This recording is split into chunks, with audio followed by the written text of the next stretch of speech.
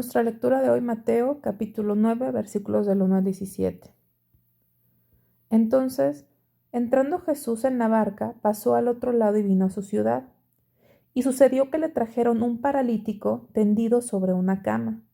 Y al ver Jesús la fe de ellos, dijo el paralítico: Ten ánimo, hijo, tus pecados te son perdonados. Entonces algunos de los escribas decían dentro de sí: Este blasfema. Y conociendo Jesús los pensamientos de ellos, dijo: ¿Por qué pensáis mal en vuestros corazones? Porque, ¿qué es más fácil decir? ¿Los pecados te son perdonados? ¿O decir levántate y anda? Pues para que sepáis que el Hijo del Hombre tiene potestad en la tierra para perdonar pecados. Dice entonces al paralítico: Levántate, toma tu cama y vete a tu casa. Entonces él se levantó y se fue a su casa. Y la gente al verlo se maravilló y glorificó a Dios, que había dado tal potestad a los hombres. Vemos que le traen a un hombre paralítico, o sea, estaba gravemente paralizado porque obviamente no vino cojeando sino totalmente tendido en la cama, o sea, estaba en una condición muy grave. Pero el enfoque de Jesús no fue su sanidad física, sino fue la salvación de su alma. Le dijo que se animara: ten ánimo, hijo, tus pecados te son perdonados. El mayor gozo es saber que Dios nos ha perdonado nuestros pecados. A veces buscamos que Dios cambie la condición en la que venimos, nuestra condición física si tenemos enfermedad, o financiera, o emocional, o etcétera. Quisiéramos a veces enfocarnos a la condición externa o visible que tenemos, pero para Dios es más importante nuestra condición interna. Y lo más importante y lo que más nos debería dar ánimo es saber, si es que nos hemos arrepentido, que Dios ha perdonado nuestros pecados. Cuando Jesús dijo esto, obviamente algunos escribas empezaron a decir este blasfema. Aquí dice que conociendo Jesús los pensamientos de ellos. ¿Por qué los conocía Jesús? Porque Jesús no dejó nunca de ser Dios. No actuó como Dios, pero Él no dejó de ser Dios. Él era 100% Dios y 100% hombre. Él es omnisciente, todo lo sabe, pero no actuó, no ejerció su poder divino, sino que tomó forma de hombre y se humilló a sí mismo como siervo. Entonces Él, sabiendo los pensamientos que estaban entrando a ellos, entonces les dijo: ¿qué es más fácil decir? ¿Los pecados te son perdonados? O decir levántate y anda. ¿Ustedes qué piensan que es más fácil? Decir, nada más, fíjense, decir, no realmente que se ejecute. Es más fácil decir lo que muchos hasta hoy en nuestros días dicen a la gente que absolven sus pecados. Eso es más fácil decirlo, pronunciarlo, que ver físicamente una sanidad. ¿Qué es más fácil? ¿Decir los pecados te son perdonados o decir levántate y anda? Entonces dice, esto es para que sepas que el Hijo del Hombre tiene poder en esta tierra para perdonar pecados. Entonces le dijo al paralítico: levántate, toma tu cama y vete a tu casa. Lo sanó de tal forma que hasta la cama pudo cargar.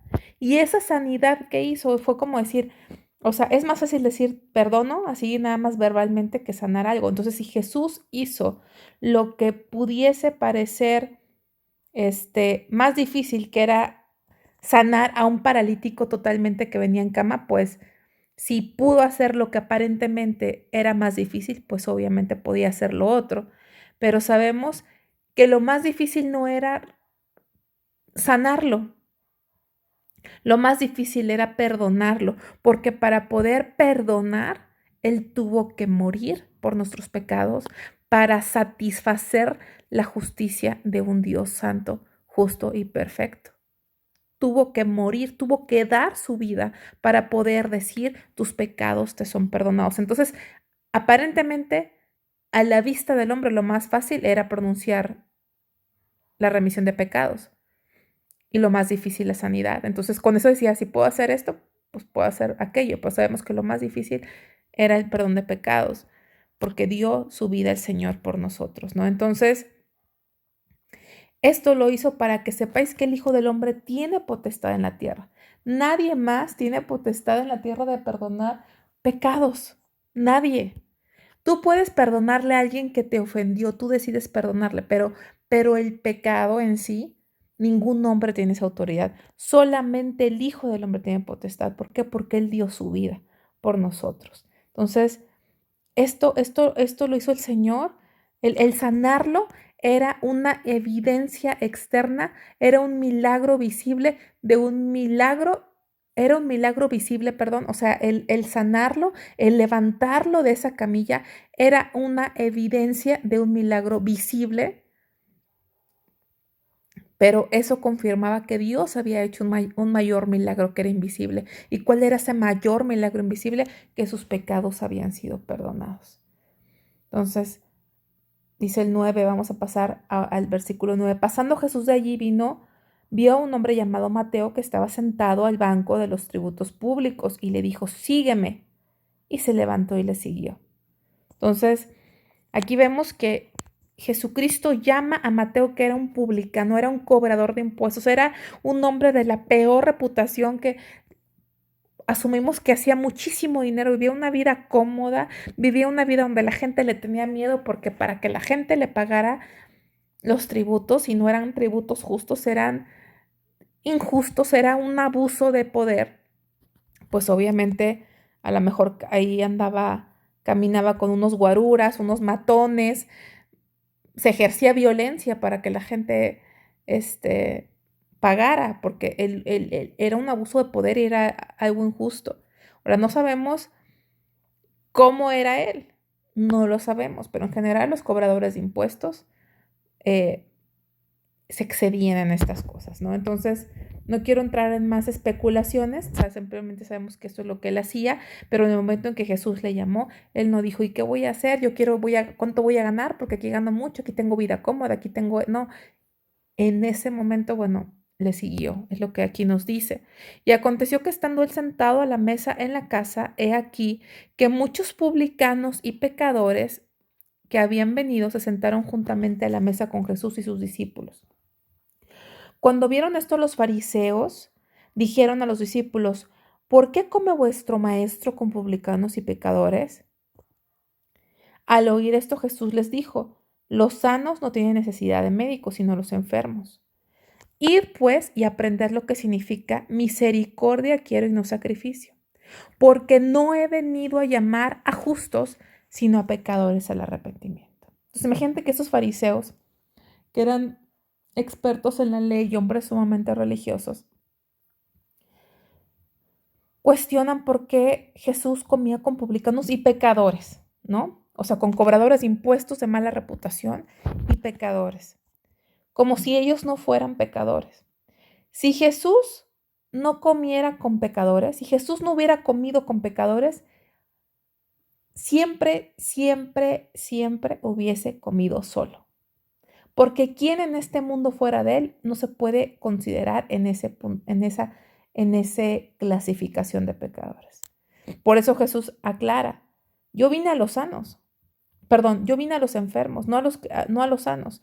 Ahora, hay gente sana espiritualmente porque dice, los sanos no tienen necesidad de médico, sino los enfermos. Pregunta, ¿hay alguien sano espiritual? No hay. La palabra de Dios nos dice en Isaías que desde la punta de la cabeza hasta los pies estamos enfermos. No hay nada sano. Pero cuando habla de esto, no es que haya gente sana, sino que solamente viene a los que reconocen que están enfermos, a los que reconocen su necesidad de Él. Porque todos, absolutamente todos, estamos enfermos y somos pecadores. Y aquí por eso dice aprender lo que significa misericordia quiero y no sacrificio. Porque no he venido a llamar a justos, sino a pecadores al arrepentimiento. no he venido a llamar justos, sino pecadores. ¿Habrá justos? ¿Habrá justos? Dice Romanos 3, no hay justo ni aún uno. Pero ellos se creen, hay mucha gente que vive en su propia justicia. Una justicia que no sirve, porque no hay justo ninguno. La única justicia que justifica es Jesucristo pagando en la cruz del Calvario por nuestros pecados. Y el que está en Cristo es nueva criatura. ¿Por qué? Porque al identificarnos con Cristo y reconocer su sacrificio, somos justificados por la fe. Entonces, misericordia quiere un sacrificio. Había sacrificios que efectivamente Dios había mandado en el Antiguo Testamento. Pero si solamente son sacrificios externos por cumplir, pero en el corazón no hay un corazón piadoso, los sacrificios no sirven de nada. Tenemos un Dios que no es ritualista. Él no busca ritos, sacrificios, acciones externas, sino un corazón misericordioso. Ellos podían hacer toda la ley, podían hacer diezmar, hacer los sacrificios, hacer todos los rituales, pero en su corazón no había misericordia para los demás. No había misericordia para a los que ellos consideraban publicanos y pecadores. Veían a los publicanos y veían a los demás como pecadores y ellos se creían a sí mismos justos. No había misericordia hacia los demás. Por eso el Señor dice, misericordia quiero y no sacrificio. Entonces vinieron a los discípulos de Juan diciendo, ¿por qué nosotros y los fariseos ayunamos muchas veces y tus discípulos no ayunan? Jesús les dijo, ¿acaso pueden los que están de bodas tener luto entre tanto que el esposo está con ellos? Pero vendrán días cuando el esposo les será quitado y entonces ayunarán. Aquí están cuestionando, ¿no? Era un momento de gozo. Cuando hay gozo hay fiesta, no puedes ayunar, no puedes estar a dieta, hay fiesta. Pero cuando Él se vaya, nos da de alguna forma a entender a nosotros, ¿verdad? Él está en espíritu, pero dejó esta tierra corporalmente cuando vino en tierra. Nos da a entender que este tiempo es tiempo de ayunar. Es un tiempo de ayunar en espera de que Él venga otra vez por nosotros. Nadie pone remiendo de paño nuevo en vestido viejo, porque tal remiendo tira del vestido y se hace peor la rotura. Generalmente cuando tienes una prenda nueva y la lavas, da de sí o no da de sí, perdón, se encoge. Tiene un porcentaje de que se encoge. Entonces, dice, nadie pone remiendo de paño nuevo vestido viejo, porque lo rasga. Tienes un vestido que ya es viejo, que ya no se va a encoger, ¿sí? Entonces, a la hora que tú le pones un remiendo de paño nuevo en vestido viejo, ¿qué pasa? Se rompe, porque el remiendo, que es nuevo, tira el vestido y se hace peor la rotura. O sea, ese remiendo que tú le pones se va a encoger a la hora que lo laves y hace peor la rotura. Entonces, tendrás que ponerle un remiendo viejo para que cuando lo laves ninguno encoja. O sea, no puedes mezclar lo viejo con lo nuevo. Ni echan vino nuevo en odres viejos. De otra manera, los odres se rompen y el vino se derrama y los odres se pierden, pero echan el vino nuevo en odres nuevos y lo uno y lo otro se conservan juntamente. Para entender podemos decir que las pieles de los animales eran utilizadas en la fermentación del vino por su elasticidad. Una vez que el vino fermentaba, la presión subía estirando al odre. Entonces, una piel previamente estirada no tendría elasticidad y podría romperse, estropeando tanto el vino como el odre.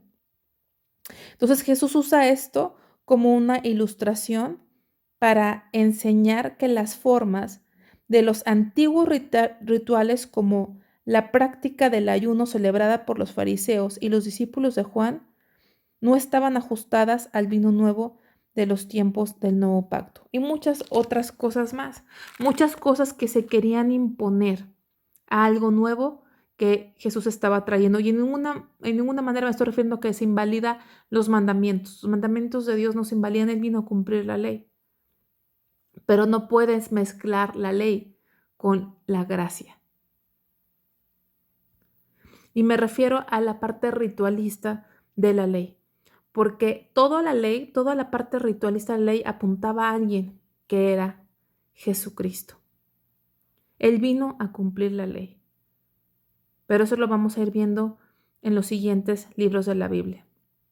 Espero que no haya traído confusión, sino que haya más expectativa para ver cómo Dios nos va enseñando y clarificando todos estos versículos y aprendiendo juntos.